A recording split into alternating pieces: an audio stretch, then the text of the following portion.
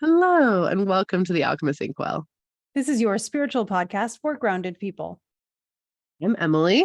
And I'm KristaLyn. And this week we are going to get thoroughly grounded in a lot of information and thoroughly grounded in ancient stuff. I know, I was just going to say, we're going to cover a lot of ground this week. Broadly grounded, maybe. We're broadly grounding. I love that term for it. That's exactly what it is. Broadly grounded. Oh, yeah. That's our new hashtag. So when you're just trying to get full control back of your life, or when you're getting a full picture of grounding into information, specifically in this episode, we want to talk about some of the astrology that's coming up, but we're going to talk about a broad amount of the astrology that's coming up because next week you're going to be treated to a special crossover episode where the Alchemist Inkwell is going to kind of guest host the Ask Me Astros podcast show thing that I do with my friend CV, which is really a gateway kind of show to really make space for accessibility into traditional astrology and learning traditional astrology and seeing like how readings work and how astrologers actually work with charts. So, to give you an introduction into that, we're going to show you what we did for the February recording and invite you to submit your own questions about your own charts for the March recording, which is going to be coming up on the equinox, which is something else we'll talk about in this episode, all because Emily is finally going to Rome next week. And we're so excited about that. Yeah, this week, as of the day you're hearing this, I will be on a plane. So that's pretty exciting. Because time is funky. Time is weird. As of recording this, it's 4 days away. When you hear it, I will be on a plane. Yes. Yeah. And we will be wishing you well and sending you all the good vibes for the plane. Thank you. But because of that, not only just because, I'm going to be gone, so we're covering a broad amount of stuff because we're doing the guest episode and we have the equinox coming up and we have a whole bunch of transits in between that. Yeah. But also we wanted to talk because you guys have definitely heard us talk about our retreats that we are doing. This year is in Greece and Ireland, and we're really excited about those. But we wanted to talk a little bit about what we plan on doing when we travel with those retreats, not only because we have more coming up in the future, which we can't yet tell you about, but we will. They're very exciting. We promise. We've both been excited about it all day long. But also just to give you an idea of ways you could travel, even if you're just doing a small road trip somewhere, or if you're doing international stuff. And also because we do still have some openings both in Greece and Ireland as well. So we wanted to kind of talk more broadly about what it's like to do spiritual travel or travel with spiritual intent, and how we're going to be hosting that and what we're going to do, and also just kind of give you some ideas around that as well. And then we have a super fun question, which is also a broad question to round this off with. So that is the theme. That's what we're going with this week. And I am so stupid excited to be going to Rome. I cannot even. Technically, I'm going to Rome and Florence, so it's Italy in general, but I cannot even. I'm so excited. That's ridiculous. Amazing. It's going to be so good. And see, here's the thing that, like, first, let's start out with what separates travel from spiritual travel or from like intentional travel. We can put it that way. And for me, and I want to hear your definition as well, but the idea between like intentional travel for me is doing more than just what's on the tour. I grew up traveling to different places for various reasons, not often doing it through a tour company or things like that. And when I would do things through tour companies, I felt like I didn't actually get to be there. I didn't get to see the place or feel the place or spend enough time kind of communing with the energy of a place or even getting to know people beyond just being an American tourist, which honestly, I hate to break it to us all, but we don't have that great of a reputation outside. I know, it's awful in these different countries. And you can be someone who is the exception to that when you travel with intention, when you're actually honoring the energy of a place. So to me, that's the biggest differentiation there. What do you think, Emily? I would agree with that. I think there's a big differentiation there of like, not saying that you can't go on the tours though. I want to just highlight that. We're actually doing a tour structure. So yeah, like absolutely. And we have a tour guide on all of our trips with us to like give us information, but it's doing the tour and also being present, I guess, if that makes sense. And so going beyond the typical what would just be said on the tour to like actually experience the energy. I also think that intentional spiritual travel comes with the understanding that you're asking your guides to participate, that you're going to that place for whatever activation you're currently needing in this time, because you obviously plan this for yourself in advance. So it's going with the intention that you're going to receive said activation, whatever that activation is, and also like being intentional about what you would like to get out of it as well. There's, there's a bunch of places everybody wants to go. And sometimes you don't know why you want to go to a place. You're like, I don't know, I just want to go. Well, then your intention could very simply be like, oh, I just want to get, some clarity about next steps from this trip. I want to come back renewed. I want to release this thing I've been carrying for a really long time, whatever it is. And I do this every time I travel, whether I'm just going 3 hours to San Francisco, which is like one of my favorite places on the planet, or if I am traveling to you for a retreat, or if I'm going across the world, it's always very intentional for me of like, what am I getting out of this trip? And I set that intention, and you don't even need to ruminate on it. You can just write it down before you leave. You can just think about it on your first plane ride or your first like 10 minutes in the car and just like establish that intention for yourself. It's going to work. You just need to revisit it once you're done. And that's the big thing with that as well. So that's another thing I think really comes in with like spiritually aligned travel. And I think it's important to note that, because it feels like it is, despite like the economic stuff and things that are going on, it is still going to be a pretty significant travel year for a lot of people, even if it's just small trips. Like I think people are still prioritizing adventure, and I appreciate that. So that's something to just like really keep in mind. And that's what I do anytime I have like spiritually, which everything I do is spiritually intention. Let's be 100% honest. So every time I travel, this is what I do, because all of it is spiritually intention for me. Yeah. And travel is very activating. Like I can't think of many trips, and I always take a journal with me. And if I feel the need to take a journal on a trip, I'm like, oh, there's an activation coming. I went to Detroit last week and I was like, I'm going to need a journal. I took a journal. Sure enough. You did need a journal. Yes, I did. Emily knows all about what happened. But it fulfills multiple purposes. One, it helps you process things. Two, when I have gone on more toury kind of trips, I've had to process feelings about people. When you're with people on an extended period of time, it really helps to become more compassionate and objective in interactions with others, and to really witness your own thoughts, which is something we talk about all the time. And, to record the amazing activating things that happen, and to channel your guides in a conversation. When I was in the most activating trip I can think of, just off the top of my head, there were several, like mountains in Bulgaria and all these other things. Egypt was amazing. Israel was amazing. But the one that I kind of really followed, that set the precedent for me for how I want to encourage people to do their trips and how we want to hold ours, is when I went to Uganda, Africa, and I went there to become more adventurous. That's what I wanted. And by the end of the trip, I had jumped in the Nile River, which you should not do, but it worked out well for me. I survived anyway.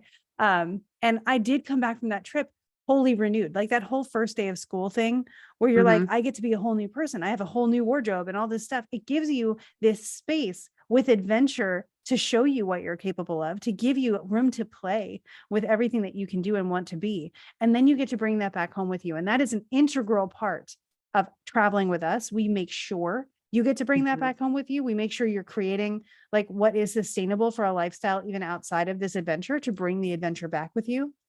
But you can do that when you travel anywhere. Absolutely. Absolutely. It's been very interesting too, because sometimes your guides and your higher self they've already picked out the intention. They already know what the fuck is going to happen.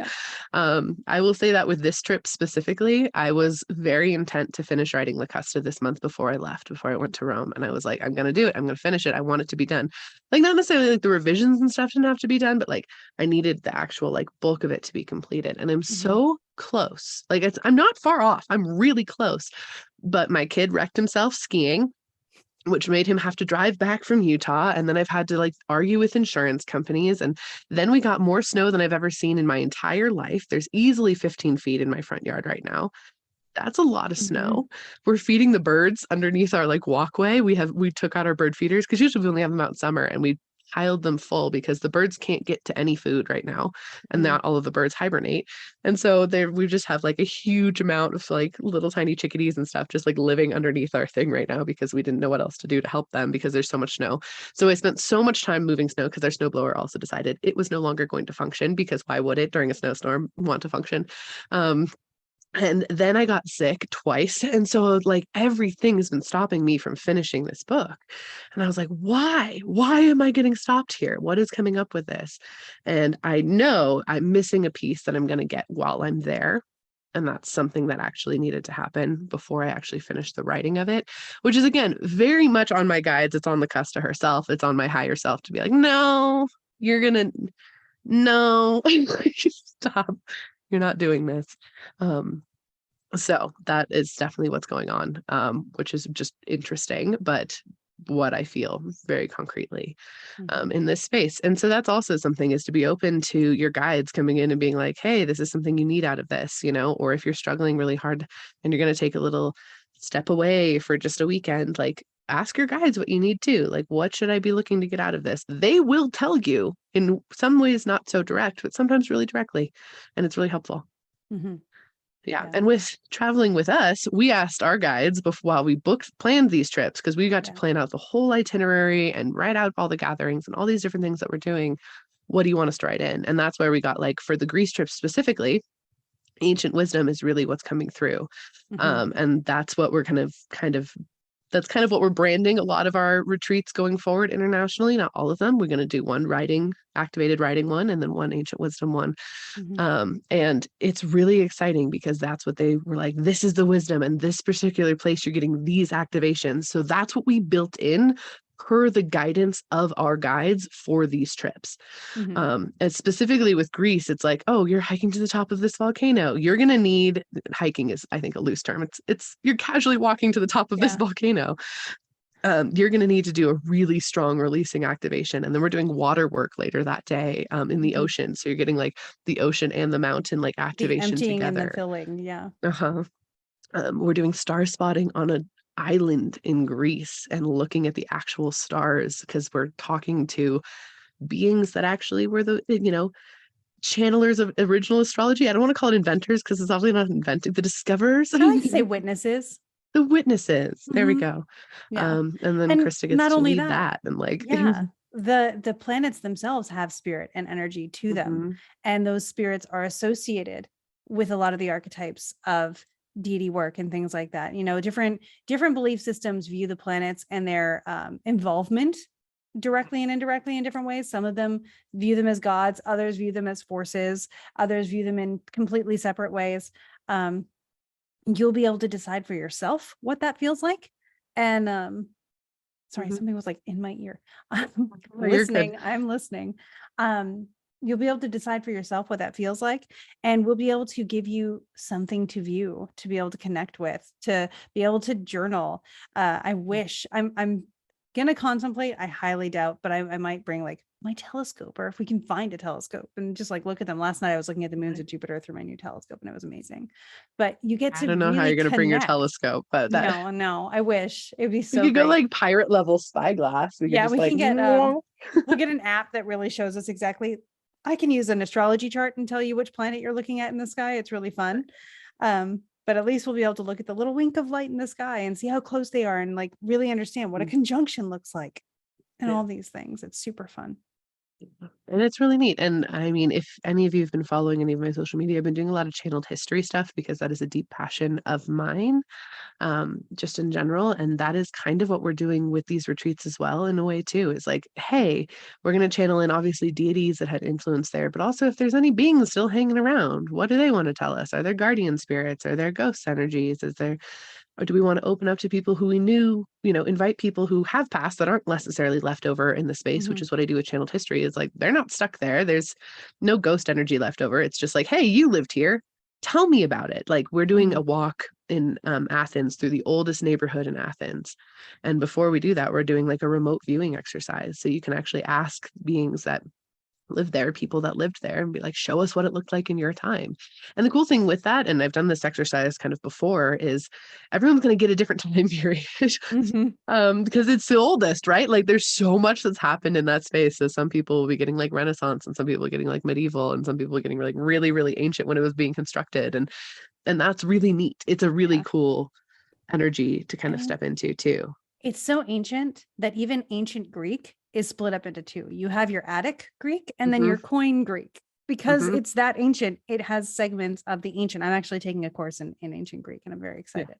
I'll be actually attending one of my classes for that course while in Greece, which will be fun.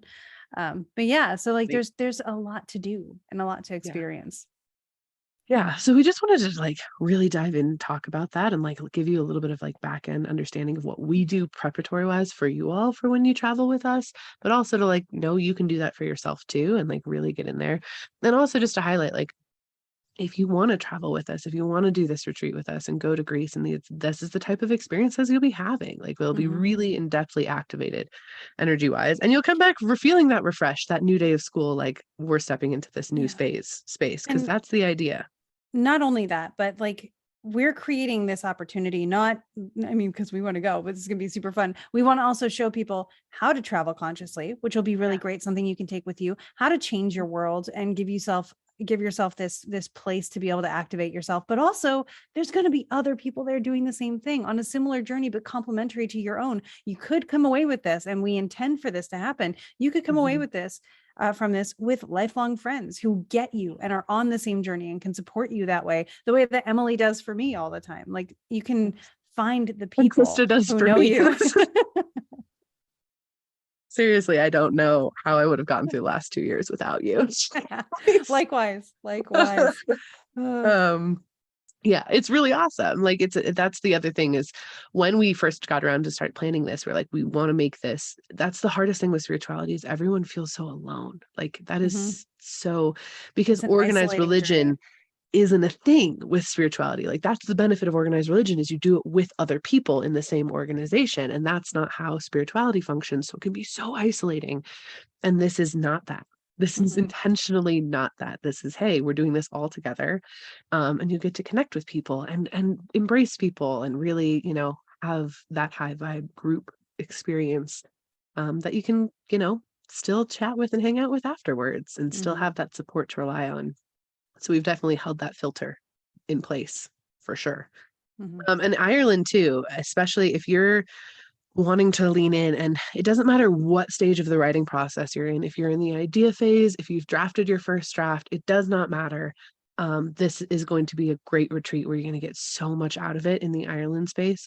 Also, the Greece retreat is the first week of June, which I think is so super cool for that time. I don't know why, and I'm sure there's transits and stuff that support this, but being there the first week of June is so fiery. Again, Gemini, sorry, but like but it's such a really cool energy to be immersed in during that first week of June to be in Greece, which I really love. And similarly, that first week of August to be in Ireland, also really love. Like the energy feels perfect for as far as like timing goes of when to really step in and connect with that. And with Ireland too, obviously Grecian deities and Grecian forces are a little bit more known, but we're going to cover like some of the Celtic influences you might feel when you're in the Ireland space.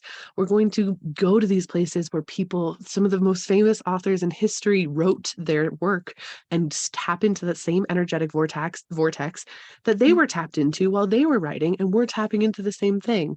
And obviously tons of fairy work, because that's how it works when you go to that particular section of the world.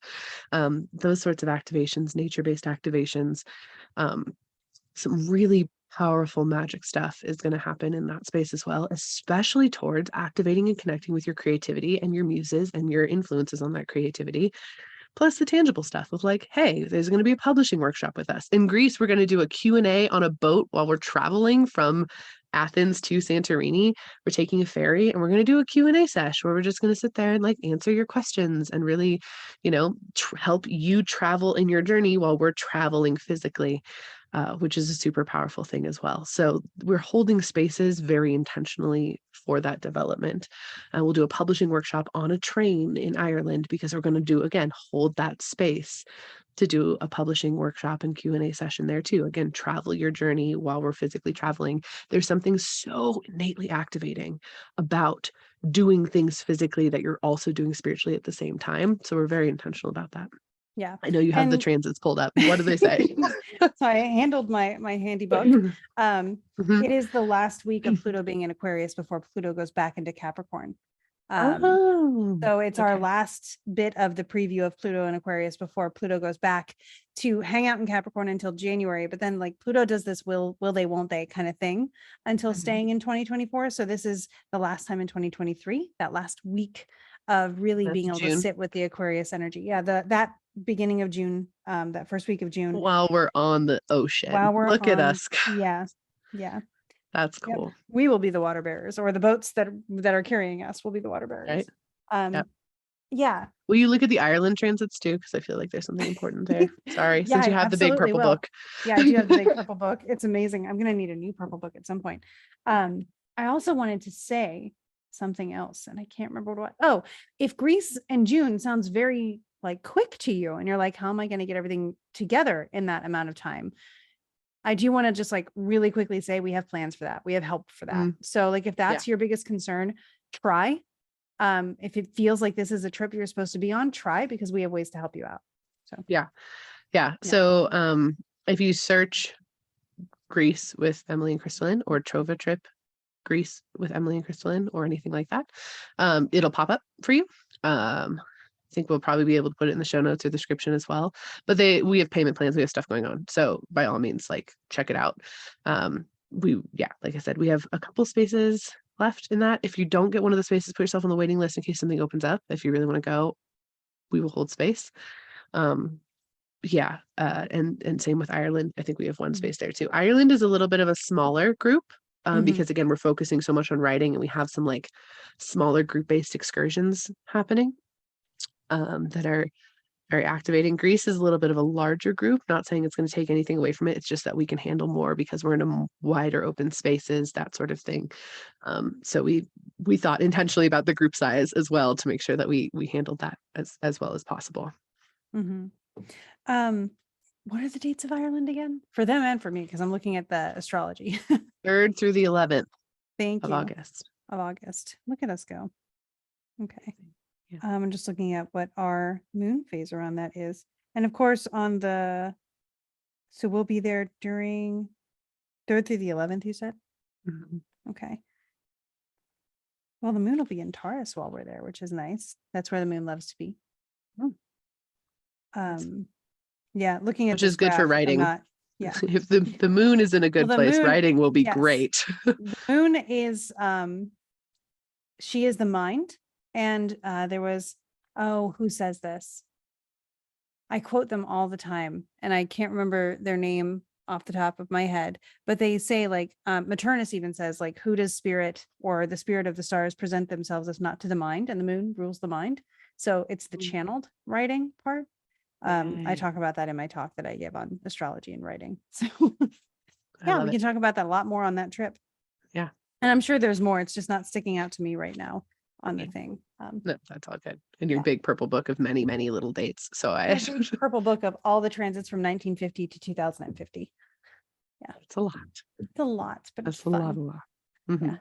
Yeah. So anyway, that's just some tips about intentional travel, whatever adventures are coming up your way. Also, it is really the time, again, we ventured into March, but it's the time, if this is something that you feel aligned with doing, not like just traveling with us in general, or like just travel, period.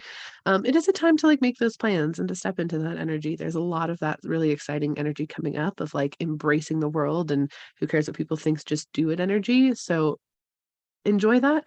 Also, Krista, I'm going to throw it over to you. Let's talk about some of the transits. Again, next week, we're not going to be here. So we have like 2 weeks of transits to cover. So just know you can re-listen to this if you need to like take notes, or re-listen to it next week, anything like that. But let's cover some of the stuff that we got going on. Yes. So hang on, I'm trying to scroll through something here to see if I can narrow down my August a little bit more pleasing to my eye. But for next week, well, I do want to point out and acknowledge and sort of honor, we did have the final lunation of the zodiacal year, which is on the 2nd, which for us recording is tomorrow. But for everyone else, this will have been a couple days ago. It is the full moon in Virgo. The 7th, not 2nd. The 7th. I'm looking at a number 2 on my page. Yeah, I know you were. I was like, wait a second. What? And then you're like, the 7th. No, we're good. Getting my grounding rock here. Okay. So on March 7th, we have not only the full moon in Virgo, which is the final lunation before the new zodiacal year, which happens at the equinox, but we also have Saturn coming into Pisces. which myself and many of astrologers have been talking about, because Saturn's going to hang out there for a couple of years, and because Saturn does a thing when like every 30 years or so in your chart where it returns. And a lot of people are going through their first or second Saturn return at this point, or finishing their Saturn return. It's a very like monumental life moment when Saturn either enters or exits the sign that it was in when you were born. If you're looking for like, how do I know if it's mine, and or what's going on, where is Saturn transiting for you? I do have videos up on my page on TikTok and Instagram to help you know right, general themes that you can expect. And I'm gonna be clear here, because when I posted them, a lot of people were like, LOL, this is so vague. Yes, it is, because there's so many people who are also Virgo risings, or there are also like Scorpio rising. So I'm giving you the general themes of the house that Saturn will be transiting. That's still a 12th of your life that will be affected. But to know exactly what's going to happen for you, I do recommend a consultation, because the rest of your chart's going to let us know. Is that constructive for you? Is it deconstructive for you? Is it challenging? Is it supportive? All of those things that are very unique to you, because astrology can be super duper, like really detailed, unique to you. But we need to look at your actual chart, which is like a fingerprint, as compared to just looking at your whole hand, you know? So bear with me on that one. It's social media astrology. It's not astrologer astrology. That's where that happens in a consultation. But you can find the general stuff on my page, as much as I can give in a general context. So we have that happening on the 7th. And that's, like I said, it's the first big deal of March. And we will, before the other two big deals of March, Emily will be back. We'll be able to give full episodes dedicated to those things. So no worries. As a preview, it is the Pluto ingress into Aquarius that we mentioned, which will be on the 23rd of March. And then Mars finally going into Cancer on the 25th. We'll be able to go into those more in depth later.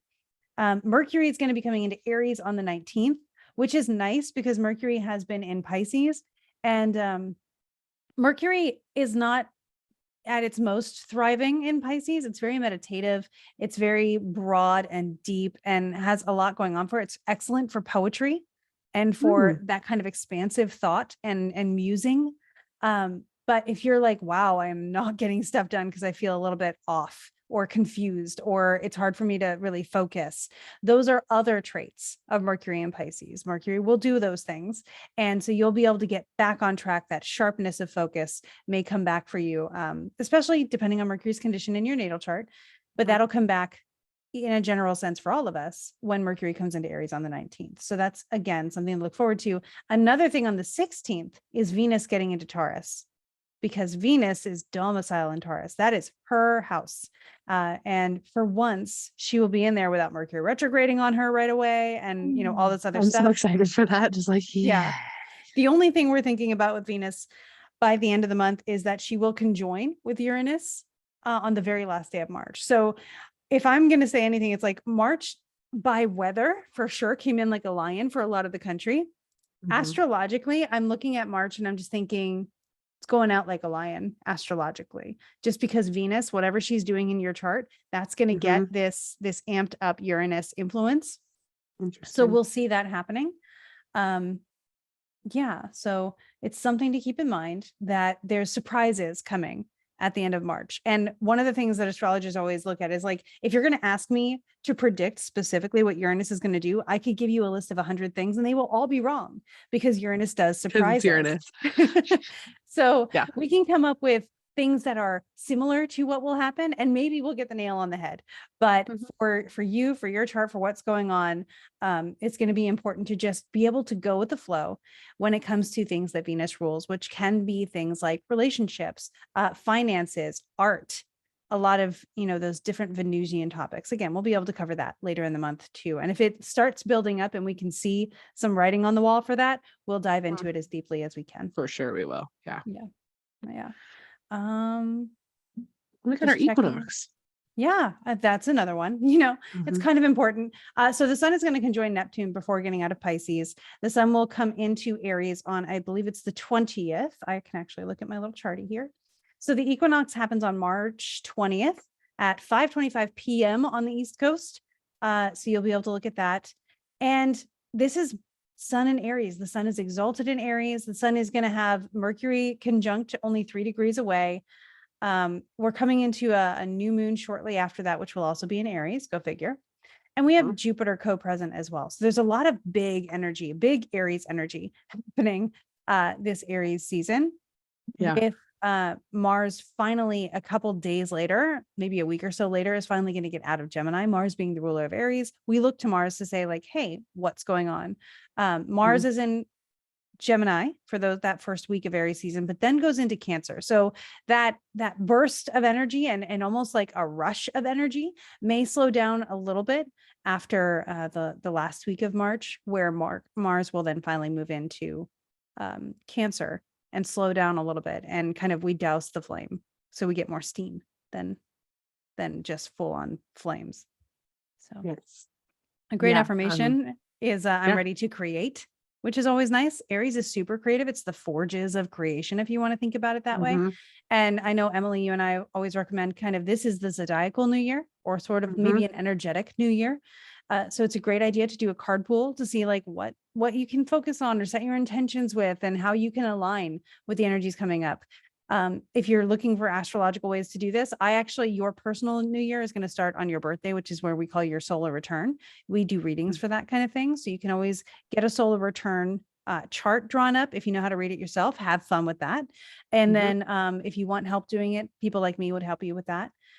And yeah, I mean, getting a consultation with anybody who's very good at channeling energy, reading energy would be cool, just to be like, okay, I feel the freshness of this. What's ahead? What do I need to do to align better with the energy of what's coming up for me?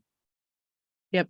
I fully agree with that. Fully agree with that. And again, the equinox is also a really powerful time to monitor your dreams, pay attention to your dreams. So much dream communication comes in on the equinox and solstice. Definitely reassess your manifestations, especially if there's something new you've been kind of thinking about wanting.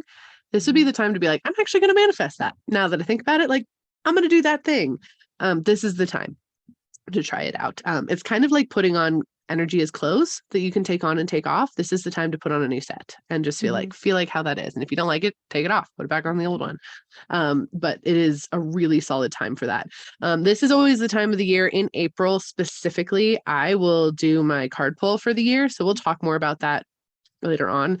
Maybe what we could even do for our patrons, maybe our April video is a card pull for the year for them. That's a good idea. That's what we're going to do. Yeah. We'll Sounds do that. Inspired, Emily. Yes. Yeah, because that's super fun. I love doing the card pull for the year. It means so much to my little heart. It's super important, and I've done it for years and years and years and years now. And it's always right. It was always dead on. It always is like, oh, I didn't think it was going to happen that way, but it did. So yeah, what we can even do is alternate decks. If you have you want to pull one and I'll pull one, and then we'll just, that's fun. Okay, so join the Patreon if you want. Up over here, so I got them. Mine are in my desk. You can't see them, but that's cool. I'm glad you finally got them out of your storage. I know you were missing them. I got this guy. It's like I have all my books. But yes, so we'll do that for the Patreon for our April video. For our March video, we're gonna do a deep dive into my experience with the aqua-colored bird, as per request of the patrons. And I was alluding to that in the last episode, or the episode before last. Episode before last, because Rebecca was on the last one. And so if you want to hear about that, please join the Patreon to the bonus video tier, because I will be telling that story. I've never told it, so I'm going to just protect the shit out of everything. I was going to say, I have not heard this story yet either, and I don't want to hear it. I'm going to hear it for the first time on this video, so that your reactions as viewers and listeners will probably mirror my reactions. And that way I'll be able to think of the questions that you might also be thinking of, and we can hold space for that as well. Viewer discretion is advised. No, I'm just kidding. Awesome. So that's cool though. I'm excited for that. But talking about the equinox energy, it's a really wonderful time to do any rituals that feel aligned with you. I always cleanse my house, again, not using white sage, any other sage. Nope. It's fine, or herbs or candles or moon water or incense, which is a great moon water time. If you made moon water on the full moon, use it on the equinox. Big time. But it's just it's a wonderful time to cleanse your space, put new energy in, rearrange your furniture. Anything like that is perfect for the equinox to do. I know people think like, oh, spring cleaning. It's not even so much that, like, you don't have to clean it. It's just like energy cleaning, like clean your energy, move stuff around. Do you Open not your like the way things windows. are? Yeah. Or, unbury your windows. Yeah. Shovel yourself out. Shovel your windows out. But yeah, I can tell you, I'm probably going to be a cranky person when I get to Tahoe for our Forgotten Storytellers retreat and have to go back to snow after moving south for the winter and being like, oh, I'm not always frozen and like wrecked. And I'm gonna go enjoy some snow, which we did not. We got a dusting of snow here. The only snow I've seen this winter was when I was in Detroit last week. It's amazing. You'll be so thrilled. I will get my fill. Yeah. It's taller than you everywhere. Just for the record, everywhere. There's not a single spot that's going to be, the snow will be shorter than you. All of it will be taller than you. Perfect. It's going to be an adventure. We got this. We're good. But no, we're excited for that. I'm excited for you to come out. Me too. It's going to be so fun. I haven't seen you in like 4 months in person. That's too long. I know. Lots has changed. Speaking of, is this the time that we should maybe move into the, like, we built into our lives opportunities to see each other every 4 months or so. And that works really well for us. And we've gotten feedback before, and it's very much appreciated that we have a pretty good vibe working together. And some people are now curious as to how this happened. This is oh my gosh, can't breathe. So this was a question from the Patreon, which again, our patrons get to ask us questions that we answer on the podcast. It was like, what's your origin story? Which is so funny because I always I think about, there's an episode of Broad City and it's in the 3rd season or the 4th season, and it's their origin story of how they became friends. And I was watching like a behind the scenes about that, and they're like, yeah, we wanted to do this in the 1st season. Our producer was like, no one's going to give a shit. No one cares how you met until they like you. And so it's really fun for me. Like, somebody asked that question and I was like, oh, people care now because they like us. It's just, thank you, people. Kind of, we appreciate you, especially the person who asked. Yeah, thank you, Shauna. But yeah, so our origin story, which I don't think we've ever told on the podcast, have we? I'm not sure we have. So, in response to this question, this started in 2020 in the midst. Yeah. It was the business. We didn't meet each other in 2020. Oh, no, we didn't. No, this started in 2019, 2018. Because we were both in the program, right? We were both in the program. So Krista and I met each other through a different book writing program that was not aligned with either of us, but we both found ourselves in. So we're obviously we're fiction writers, but both of us were finding that the publishing world wasn't a good vibe. It wasn't a good fit. We couldn't make stuff work the way the world asked it to work. And we didn't want to bend to the world and like basically compromise the integrity of our writing is what it felt like for me. And so I was in the midst of my Saturn return, like it had just really started. And I had what I called down like a throwdown with God. And I said, if you want me to keep writing, you need to give me an opportunity to make this work tomorrow, or I'm going to take the hint and I'm going to give up writing. The next day someone shared with me the application to this program. And I was like, well, I'm obviously going to get in. So let me go ahead and I'll do this whole thing. I got in. And then a month later, it was like a 3-month program, right? Yeah. Mm-hmm. And so you get in like this rolling Facebook group of people. And it was for nonfiction. You were going to like build a coaching business with your nonfiction book. And that's a cool technique that, like, it was really neat to meet so many people in there. But the coolest person that I resonated with joined 1 month after I did. And that was Emily, because you kept talking about fiction. And I was like, yes, what about fiction? Yeah. So for me, weirdness on this. Sorry, I keep coughing into the mic too. Every time I go to talk, it's like, so I apologize, listeners. My bad. But for me, I was not interested in writing nonfiction at all. I have since changed my stance. I will write a nonfiction book in the coming year of all of my stuff. Everyone wants one. I will write it for you. at the time I was like, I don't want to do nonfiction. I don't want to do nonfiction, but I was so frustrated with the publishing industry, especially because like I have a ghostwriting background. So like I know how the publishing industry works. I have into the publishing industry and it still wasn't working for me. I was very pissed off about it. So I was like, I need to try something different. And I had manifested concretely. I was like, I am a best-selling author by the end of this year. Like that is what is happening. Mine too. And that, for the record, if you're doing that like traditional publish wise, is impossible. Like if you're traditionally publishing like 1 year without you even having an agent yet, that's not like feasible. But I was like, I don't give a shit. I'm doing it. And right after I manifested that, almost to the day, I got an ad for the program. And I was like, I guess I'm joining this program. I guess I'm going to do it. Obviously, I'm going to get in. This is what came up. The weird thing with the program, just on even more alignment, because I was like, if this is the next thing for me, you need to make this inevitable, which was what I used with my guides, which they basically shoved it onto me with like such force. I was like, fine, I'll do the dang thing. I got accepted to the program. I got about, I want to say maybe 2 weeks in, and I found out I was being laid off from my job effective the date that I was to be traveling out for the retreat for the program. So you suddenly had time. Trip. So not only did I suddenly have time, but it was like, you want to know what's next? Fine. You have to take this jump. It's not negotiable. You're getting laid off from your job, the end. And I was like, okay, then I guess this is what I'm doing. But the first person that I was drawn towards in the group was Krista, because Krista commented on every single post anyone made, and I loved it. I was like, yes, your energy is awesome. You have so much ability to do this. I know, but it was so cool. But the first thing we connected on is I like shared like my bio about me or whatever. And it wasn't at the time, I was still professionally being a psychic. Like I was doing readings for people, I was channeling for people or whatever. But in a group like this of a bunch of like very professional people that were trying to like grow coaching businesses, I was like, I'm a theta healer and a Reiki person. Like, I'm not going to come in here and say I'm a psychic. And I talk to the people that hang out with you, with all these professional people. I was not nearly as confident at the time.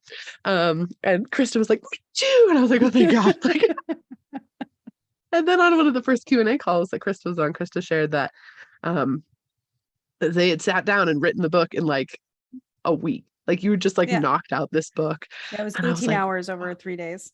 Yeah. I was like, wow, that's so awesome. And Krista was having the same experience because my book topic, it's my Damsel No More book, in case you're wondering. I was like, yeah, I'm using fiction to heal you. And Krista was like, wow. Sitting there like cheerleading each other through this whole group. It was really fantastic. And then so after that, one of the things I was manifesting at this time was like, I'm gonna game the system. If I can't follow its rules, I'm gonna break them in all the right places. And so I decided I was gonna end up working for this program.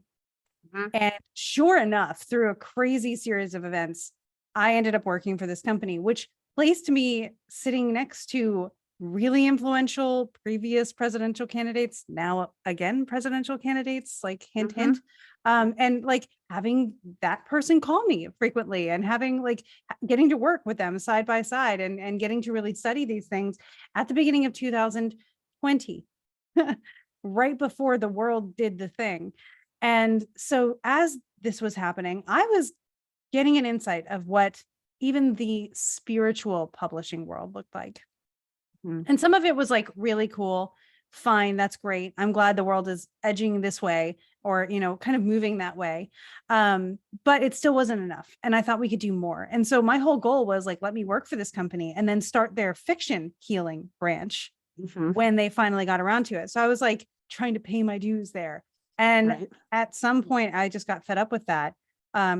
And was really getting hints from my Saturn return to do more with astrology, more with theta healing, start writing the fiction stuff and just wait until the world was ready for it. And then you started your previous podcast. Yeah. So I started the podcast, actually, that was in the winter of 2019.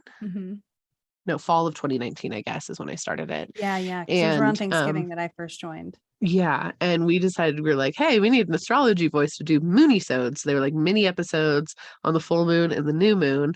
And so I reached out to Krista because you were literally the only astrology person that I like knew and also trusted with like your information. The other ones I knew were like flaky and weird. And you had no idea that week I had manifested, like, I need to be the official astrologer of a podcast somewhere. And then you reached out to me. So Krista was.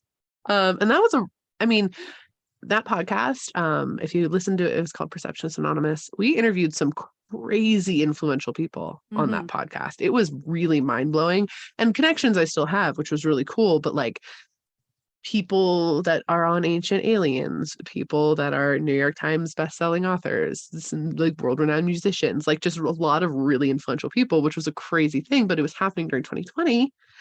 So everyone had time. So everyone was like, yeah, sure, I'll be on your podcast. Like, I'm doing nothing. I'm stuck at my house. So it was really cool. And we were partnering more and more with Krista over this course of time. And I knew that Krista was working for the other company with the nonfiction stuff, where I was sitting here like building my spiritual business stuff and still writing my books and like whatever. And I got in with another client from that old program and into like a build your program sort of thing, and they were having me be their writing coach basically for that program. And so I was like being their writing coach and like simultaneously building like my writing program. And Krista and I were still talking weekly, and Krista was writing the High Vibes Hero's Journey, which was unbeknownst to me almost exactly what I was also creating. So we created the same program in different mediums at the same time on the other side of the country. Like it was and then really weird. The program I was working for said, we're finally ready to do this and we want you to start it. And I was like, cool. But then it waffled. It was like a non-starter kind of thing. And I was like, you know what? I'm not waiting for someone else to give me a space to do this. I'm just going to do it. And at one point I thought, I was very hard on my Saturn return at this point, because the person that I was interacting with most said something unintentionally, but unkind about my fiction writing. And I took that as a hint of like, stop what you're doing. Don't do this anymore. More in your career as a writer, and then see what rebirths after that. Right. And so I said to Emily, hey, I know you're working on writing stuff. Do you want to like have my book as a freebie for your clients? Because I'm obviously not going to use it.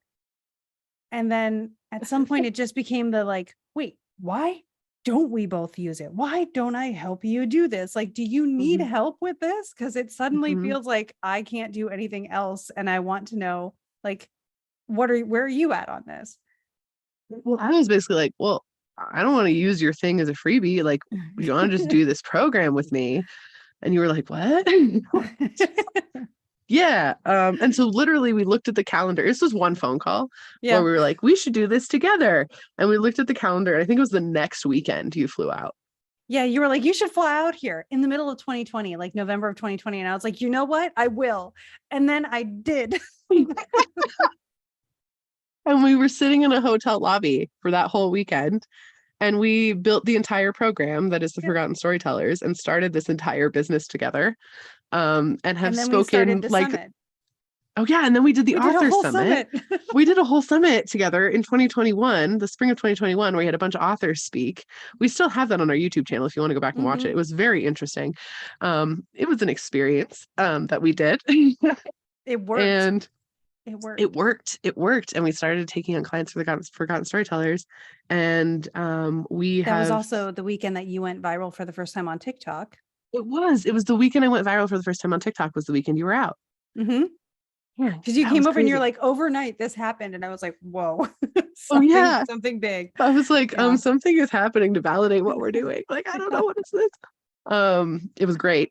It was amazing. Also, if you look at our astrology charts, it's kind of mind-bending. We have amazing synastry. Our synastry is like almost exact to the degree on like certain planets, like mirroring each other. It's like it's Jupiter and midheaven synastry is crazy in our charts.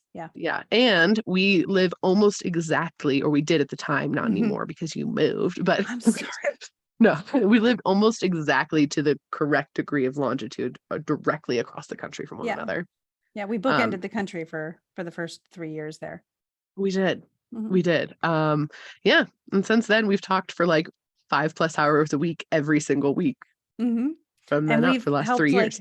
We've helped almost 60, I have lost count, 60 people write their books and you know, get into their own spiritual connection and all of that stuff. It's the most fulfilling thing that I'm so grateful isn't even a word for this, but I'm so grateful to be able to do.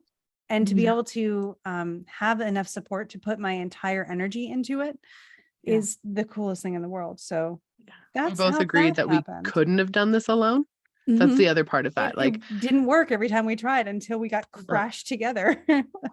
And then it was like, hey, would you like to start a publishing company? And we're like, yeah, okay. Hey, would you like to go on these international retreats? Okay. Yeah. So now we have a publishing company, and now we have a whole LLC that we work through, and now we do these international retreats. And and thank God for this partnership, because like we also do belief work with each other regularly. Constantly. Because it's like living a dream that we get to help people by doing things that we love to do. And that, again, we are supported enough to be able to put our whole selves into these projects. And so you better believe we're holding ourselves accountable energetically to be the best examples that we can be, and also supporting each other energetically with, that sounds like a belief. Sounds like you're limiting yourself there. Maybe try pulling this belief almost every day. It's like really do I want to be really fair here? It's almost every day. It's almost every day. I don't think there's a day goes by where we don't text each other, actually. No. Yeah. I don't think, I mean, if it is, it's like, oh wow, I haven't talked to you in forever. It's been a day. Yeah. We have like set calls twice a week to make sure that we're on track with things just for business stuff. And then in between it's like, also, I'm struggling with this. Will you talk to my guides? Because they're being annoying. So yeah, that's our origin story. That's how we got here. And it's fabulous. I don't ever see us stopping what we do. No, and we're so glad that it is of service and useful to all of you. Thank you. And then we started this podcast in 2021. Yeah. It's been like a year and a half now, I think. Almost. Yeah. I ended my old podcast that summer, and then we started this one. And this is super fun. We love this. This is the best. It's so good. Yeah. We both are always just like, oh yeah, we get to record today. What are we doing? It's super fun. Sometimes we plan, guys. Sometimes we plan. Sometimes we don't plan though. Yeah. Sometimes we let the energy guide us to what's going on and what's relevant for the week and what needs to be done. And no planning can prepare you for that. And so we always have like topics that are on deck. But if something comes up and it's like, this is what's needed, we'd go for that. So yeah, that is that's how we got this together. That's how it worked. Trust your gut, I guess, is the most the biggest takeaway I can give you. And ask for validation and ask for things to become inevitable, because they will. That is my favorite tool. Is like, I still remember that I was at during the Virgo new moon, which was about 6 months ago, because we're coming on the Virgo full moon. It was right on my midheaven, and I was at an astrological conference making amazing connections with people who are in the astrology community. And there was this one person, my guides were like, you need to talk to that person. You need to talk to them. And I was like, yeah, but I'm just another person to them, and they're already being hounded by people who are grabbing at their energy. So I will not be that person. And I know you want me to talk to them. You're going to have to make it inevitable and make it kind. And so the next thing I knew, I was helping that person with something because of an inevitable series of events. Someone literally walked into the room, made eye contact with me, and said, I need your help to get to that person. I was like, I got you. I can do this. So it works. It's the strongest tool I think I've ever used to just say like, hey, I know you want this and I want this, but we need this to actually correspond to the physical world that I'm living in and working in, make it inevitable by a series of events. And I literally used that tool last week when I was having a major crisis of purpose. I'm like, why am I doing the channel energy stuff? What's going on? I was like, I need an inevitable answer tomorrow. And then they gave me one. And I was like, oh, it's inner child healing, but for collective. I get it. Awesome. Now I know my why. And it resolved. And now I can like move and like breathe again, which was great. So like you can do it with simple things too. Like it doesn't have to be big and complicated, but they'll show up. Oftentimes it is really dependent on you being like, I actually need your help with this thing.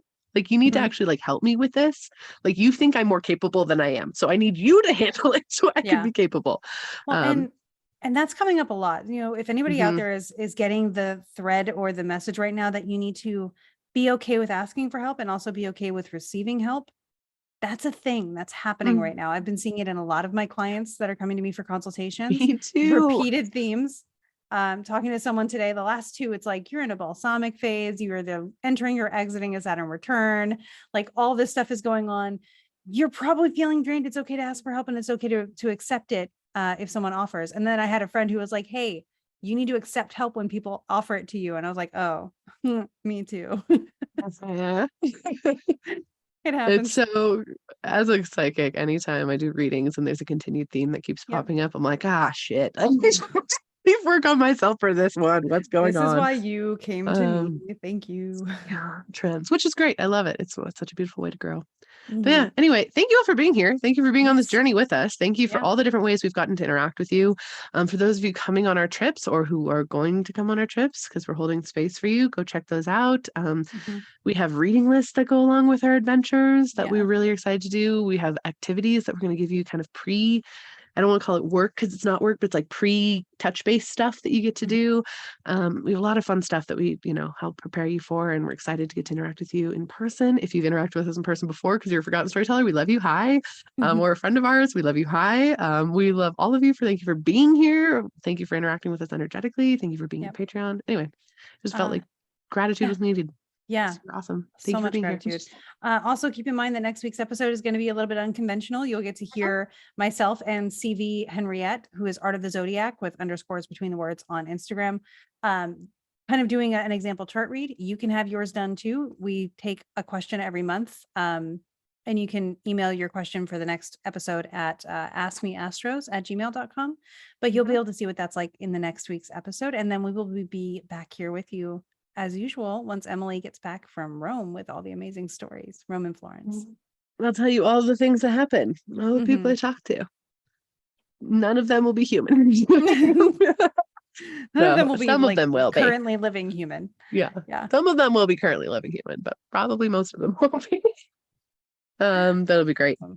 Anyway, love you all. We hope you take this wonderful equinox energy and all the transits, and you go make some magic. Ooh, I think it was good. Did that work? Okay. Yeah, it sounded good on my end.